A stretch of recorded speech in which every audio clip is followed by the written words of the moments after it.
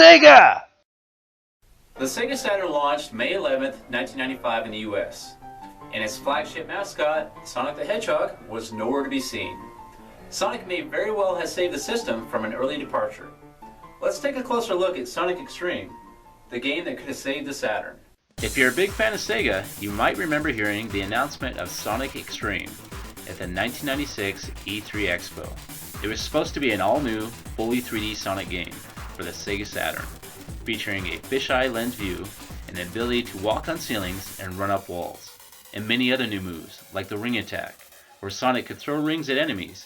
The game was supposed to be released December 1996, but sadly was delayed due to numerous development setbacks and one of the lead programmers, Chris Coffin, becoming very ill.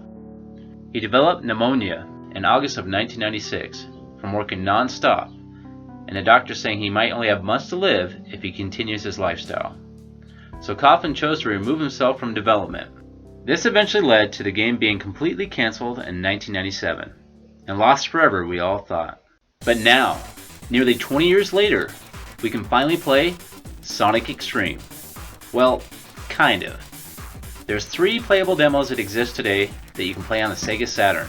In 2006, an early copy of the Sonic Xtreme test engine was sold for $2,500 at an auction to an anonymous buyer. It then later was purchased by the assembler website, which led to a playable demo of Sonic Xtreme being leaked online. This is a look at the first demo leaked online, playing on the Sega Saturn. This level is known as Jade Gully. Each demo only consists of one level. There's not a whole lot to do in this round. You can run around and collect coins, but it does show off of what Sonic could have looked like on the Sega Saturn. One cool feature on this is you can do the spin dash. Another cool thing with this demo is it actually has music. None of the other demos have any music on them. This is the only one that does. Now by today's standards, the graphics aren't that impressive, but back in 1996, this game would have looked awesome. Sega had 3 main people involved with developing Sonic Xtreme: Chris Sen, Offer Allen, and Chris Kaufman. And then eventually a third-party company got involved to help speed up the development process, called Point of View. They used a different game engine than the one originally used by Sega. Then in 2015, some of the early work on Sonic Xtreme using the Point of View game engine was released. The first one is a test level that was very early in the production stages. It has a lot of bugs and it's far from being done, but it's still very cool to see him play. There's a couple cool features to this level, one of them being that if you keep pushing the jump button repeatedly, Sonic will just keep climbing in the air. Let me show you an example. So I'm just going to keep pushing the jump button and he's just going to keep climbing. Then once you stop pushing it, he just free falls all the way down there, back to where you were. Another cool feature of this level is that it actually demonstrates the fisheye view. None of the other demos actually demonstrate this. As you can see, the animation and the frame rate aren't the best, but this was made pretty early in the development process. Their second release was much better. Here's a look at what I think could have been a great game. It's the best looking and most functional by far. An awesome feature of this level is that you can rotate the camera a full 360 degrees.